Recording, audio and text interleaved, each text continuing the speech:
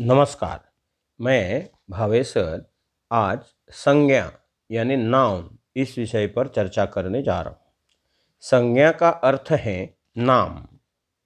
नाम यानी किसी व्यक्ति, वस्तु, स्थान, जाति, समूह या भाव के नाम का बोध कराने वाले शब्दों को संज्ञा कहते हैं। जैसे गोवा, आम, राजेश, जोसेफ, विजेता, बचपन आदि। संज्ञा के 5 भेद हैं। व्यक्तिवाचक संज्ञा प्रॉपर नाउन, जातिवाचक संज्ञा कॉमन नाउन, भाववाचक संज्ञा एब्स्ट्रैक्ट नाउन, द्रव्यवाचक संज्ञा मटेरियल नाउन, समूहवाचक संज्ञा कलेक्टिव नाउन। अब हम विस्तार से एक एक संज्ञा पर चर्चा करेंगे। पहला प्रकार व्यक्तिवाचक संज्ञा यानी प्रॉपर नाउन। जो संज्ञा किसी एक ही वस्तु, स्थान या प्राणी का बोध कराए उन्हें व्यक्तिवाचक संज्ञा कहते हैं। उदाहरण के लिए व्यक्तियों के नाम रमेश, सुरेश, रहीम, उमा, रमा, फराह, मैरी आदि। आदि का मतलब एक्सेट्रा जो आप अंग्रेजी में कहते हो। पुस्तकों के नाम बाइबल, गीता, कुरान, महाभारत, मृत्युंजय आदि। नदियों के नाम मांडवी, जुआरी, अरब सागर, गंगा आदि। पर्वतों के नाम सह्याद्री, विंध्य, हिमालय आदि। देशों के नाम पंजाब, पणजी, वास्को, गोवा, महाराष्ट्र आदि। तो इस प्रकार ये जो नाम है उनको हम लोग प्रॉपर नाउन यानी व्यक्तिवाचक संज्ञा कहते हैं।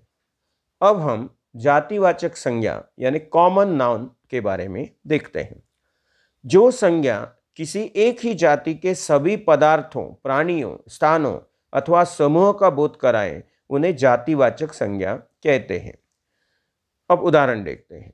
धातुओं के नाम जैसे लोहा, पीतल, चांदी, सोना आदि। फलों के नाम नारियल, आम, काजू, कटहल आदि। वस्तुओं के नाम पुस्तक, कमरा, घर, मेज, अलमारी आदि। स्थानों के नाम नदी, सागर, झील, तालाब, शहर, देहात आदि। पेशेवर सुनार, चमार, न्यायाधीश, अध्यापक, पुलिस, नेता आदि। समूहों के नाम कक्षा, मेला आदि। तो इस प्रकार हम लोग देखते हैं कि जातिवाचक संज्ञा यानी कॉमन नाउन के ये सारे उदाहरण हमने देखे। अब जो तीसरा प्रकार है भाववाचक संज्ञा यानी एब्स्ट्रैक्ट नाउन, जिसके बारे में देखते हैं। जो संज्ञा शब्द किसी भाव, गुण, दोष आदि का बोध कराएं उन्हें भाववाचक संज्ञा कहते हैं। जैसे भाव क्रोध, दुख, आनंद, शर्म, लज्जा, सुख आदि। अब गुण दोष ईमानदारी, नेकी, बेईमानी, प्यार, दोस्ती आदि। अवस्था बचपन, यौवन, बुढ़ापा, अमीरी आदि। कार्य पढ़ाई, बुनाई, लिखाई, सिलाई आदि। तो इस प्रकार ये जो हैं इनको बोलते हैं भाववाचक संज्ञा। अब द्रव्यवाचक संज्ञा के बारे में देखते हैं। Material noun. जिस संज्ञा से किसी द्रव्य का बोध होता है उसे द्रव्यवाचक संज्ञा कहते हैं। उदाहरण देखते हैं। सोना, चांदी, चावल, दूध, तेल आदि। इस प्रकार के जो हैं उनको द्रव्यवाचक संज्ञा कहते हैं। अब पांचवा समूहवाचक संज्ञा कलेक्टिव नाउन। जिस संज्ञा से एक ही जाति के प्राणियों का, वस्तुओं का, समूह का ज्ञान होता है उसे समूहवाचक संज्ञा कहते हैं। जैसे सेना, दल, भीड़, मेला आदि। परीक्षा में इस प्रकार सवाल पूछा जाता है। निम्नलिखित रेखांकित संज्ञाओं के भेद बताइए। 1. विकास फुटबॉल खेलता है। विकास व्यक्तिवाचक संज्ञा। बच्चे पहाड़ पर चढ़ रहे थे। पहाड़ जातिवाचक संज्ञा। राघव ईमानदारी से काम करता है। ईमानदारी भाववाचक संज्ञा।